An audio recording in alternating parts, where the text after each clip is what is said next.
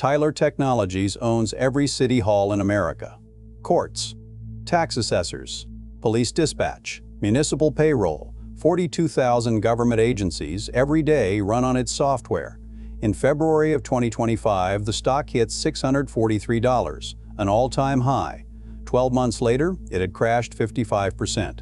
The clients did not leave, the renewal rate did not budge, not one of the structural advantages cracked. So what actually broke? This is the rise and fall of the quietest monopoly on Wall Street, and the lesson the market is learning right now, the expensive way.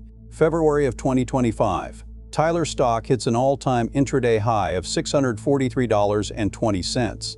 For a company that sells boring back-office software to county clerks, that is a stunning number. Wall Street had finally figured out what Tyler insiders had known for 2 decades. This was not really a software company. This was a toll booth, built right across the back roads of American government. Here is the quiet monopoly thesis, stated plainly. The most durable businesses on earth are not loud. They are embedded, boring, and structurally protected. They compound silently for years while flashier names burn through capital and headlines. Tyler is the textbook case.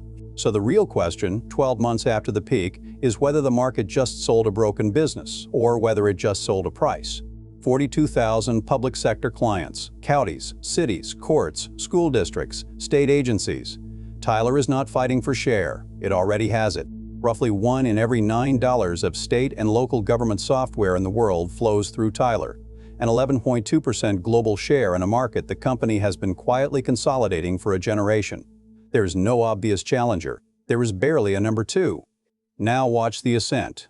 In 2019, Tyler did just over $1 billion in revenue. By 2025, $2.5 billion, more than doubled in 6 years, almost entirely without competition. Because in government software, the procurement rules themselves protect the incumbent. Sole source justifications, 12 to 24-month data migrations. A political career nobody wants to bet on a courthouse system swap. The result is the most boring revenue chart in software, a line that just goes up year after year no matter the macro. The biggest move in company history came in April of 2021. Tyler paid $2.3 billion in cash for NIC, the company that processed digital payments for state governments. Overnight, Tyler's payment volume jumped from $3 billion to $27 billion a year. It was no longer just selling software to a county clerk. It was clipping a fee every time a citizen renewed a fishing license, paid a parking ticket, or filed a state tax return. The toll booth got an extra lane. And then there is the number that defines the moat, 95%. That is Tyler's annual client revenue renewal rate. When a county sheriff has spent 18 months migrating to a new dispatch system, the chance they rip it out at the next budget cycle is essentially zero. Switching costs are not just expensive.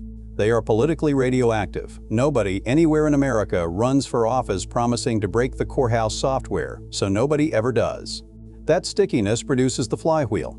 Annualized recurring revenue grew from $1.72 billion at the start of 2024 to $2.1 billion by the end of 2025.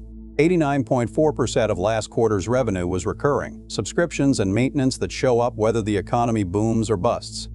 Management is publicly committed to pushing recurring revenue above 90% by 2030. By then, Tyler will essentially be a utility wearing software's clothing. At the peak, the market priced all of this at 109 times earnings. 109 for an 8 to 15% grower with a government customer base. That is not a software multiple. That is a hypergrowth multiple, the kind investors reserve for companies inventing entirely new categories. Tyler was selling property tax software and municipal accounting. Both are wonderful businesses. Neither one justifies that number. Something eventually had to give. Then came February 2026. Tyler reported the quarter, missed on earnings, and dropped the bomb. Guidance for the new fiscal year, just 8% revenue growth. For the prior 5 years, the company had compounded at roughly 15% annualized.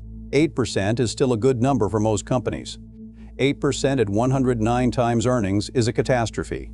The stock cracked that day, and it kept cracking.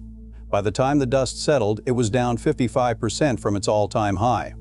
After the carnage, Tyler trades at 21 times free cash flow. 21. That is the lowest valuation the stock has carried since 2011. Same 42,000 clients. Same 95% renewal rate.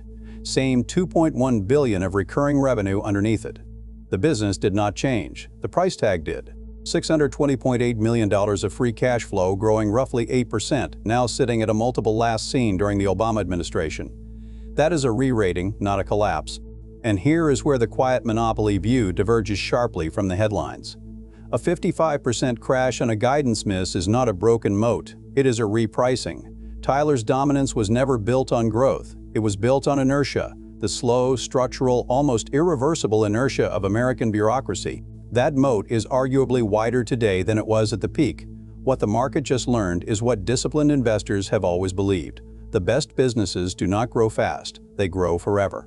And the right time to study a quiet monopoly is precisely the moment the loud money has stopped paying attention, because that is when the price finally has nothing to do with the story. The lesson is simple, and it is the lesson this channel was built around. Confuse a great business with a great stock and you will pay 109 times earnings for 8% growth. Separate them, and a 55% drawdown becomes a research project, not a panic attack. Tyler still owns City Hall. The toll booth is still collecting. The only thing that actually broke was the multiple. If you want more deep dives on the quiet monopolies hiding in plain sight, subscribe. We hunt these for a living.